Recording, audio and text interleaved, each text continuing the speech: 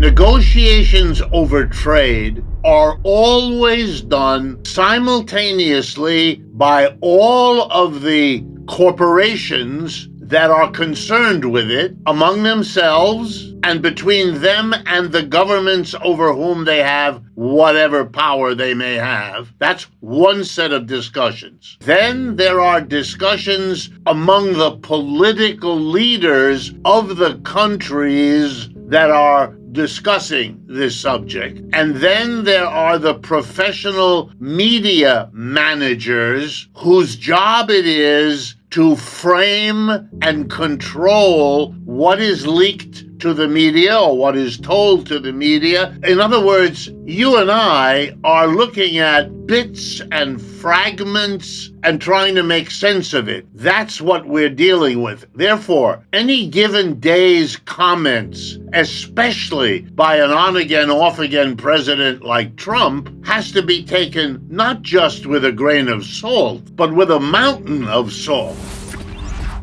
Because it doesn't necessarily mean anything. Why is this important? There are companies who are very eager to have these discussions end in one way. They want no tariffs because, one, they export to China and they don't want the Chinese retaliating. Mr. Trump liked to say, both in his first presidency and now, that trade wars are easy to win and tariff wars likewise. He assumed that the rest of the world would be intimidated and dare not tariff. This is wrong. The rest of the world, led by China, retaliated, immediately went and did it again. So there are American companies directly hurt by the Chinese tariffs imposed in retaliation to the American. And as if to drive the point home even more, they have never raised it as much as the United States. So these companies don't want that. That hurts their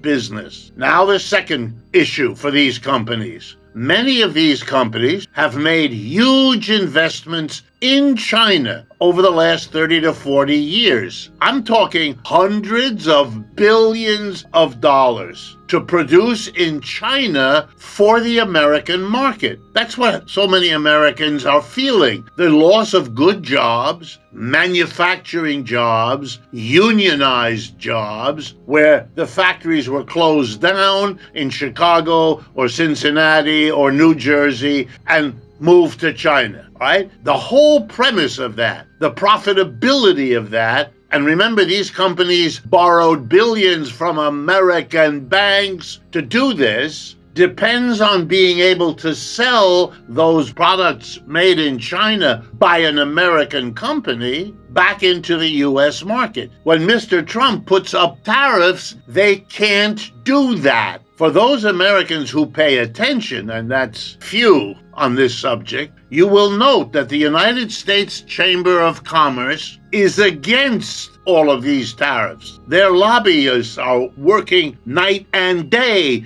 to shape what the American politicians in London are doing with the Chinese. Then there are the companies on the other side who want the tariffs. Why? Because American companies producing aluminum and steel are among the least efficient in the world. They cannot compete anymore. And so they want tariffs on Asian, European, and other steel and aluminum producers because that allows them to jack up their prices just below what an imported version would cost, now very high because the importers have to pay a tariff which the domestic don't. It's a way of saving them and keeping their existence. And it will be very bad for Mr. Trump if they go out of existence. For example, a Japanese company wants to buy U.S. steel, and that has been percolating for years, that deal, because the Japanese produce steel better and cheaper than the Americans can. Here's a second example. If your company has a need for cars and trucks as part of the inputs to its production process, then every American company, whether it makes software or ice cream cones or anything else, wants to be able to survive competitively in the world economy, namely buy the best electric cars and trucks for the lowest price. But Americans can't do that. Why? Because the tariff against Chinese electric cars and trucks is currently 100%.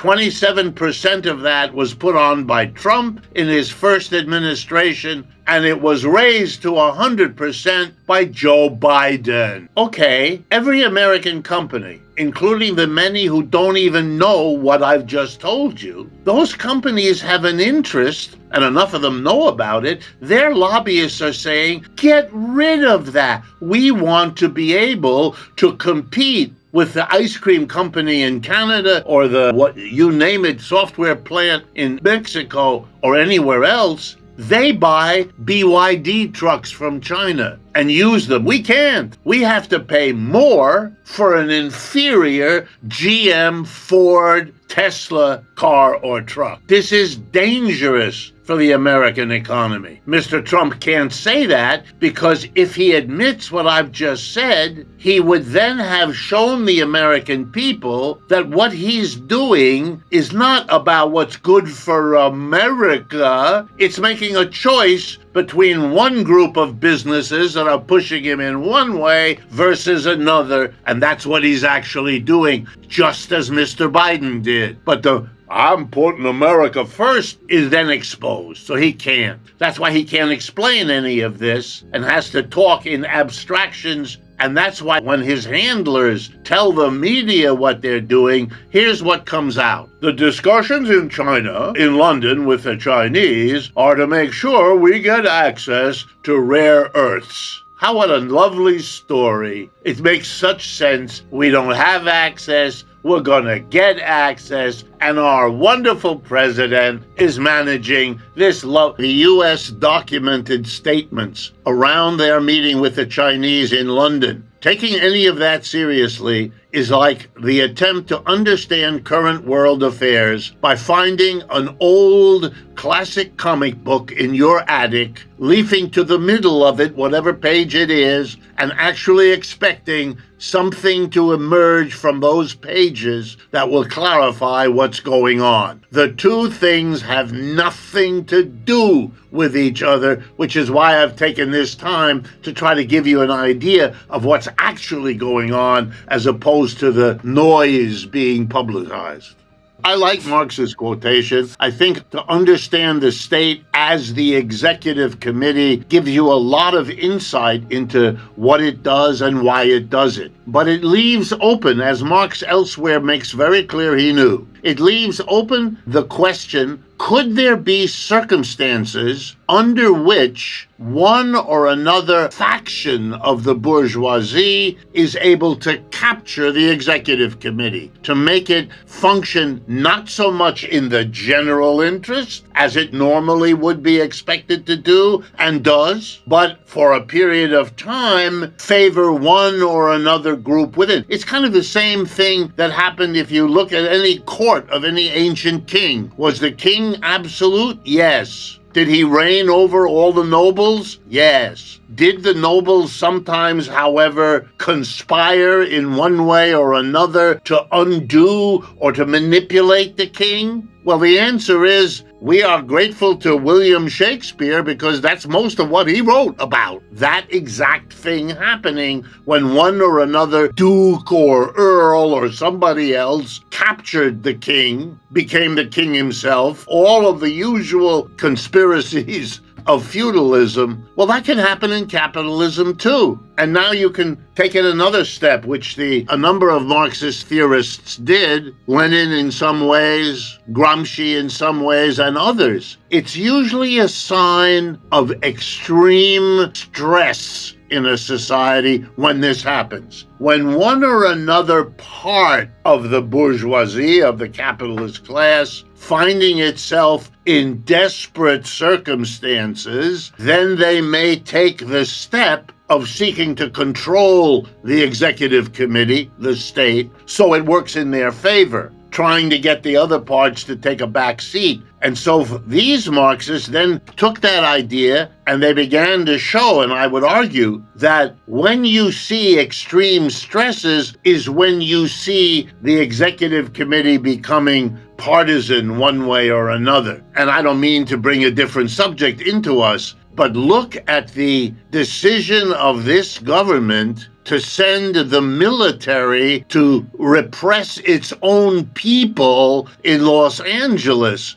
over recent days. Now, that's not taking care of the bourgeoisie as a whole. For the bourgeoisie as a whole, the whole immigration issue is irrelevant. It's too small. It's 10, 12 million people in a population of 330. We have 10 economic problems more urgent than anything immigration can or cannot do. So what are you doing? Well, the answer is he's taking care of his own political apparatus and keeping it with him by acting out the theater that this all is. So there you can see that's an executive committee, but now the executive committee is taking care of whoever sits in the number one chair on that committee rather than. And by the way, if he continues to do what in effect widens the divisions, worsens the system, the people who run this system will get a new executive committee, and he will be a bad moment in American history and treated as such in the history books.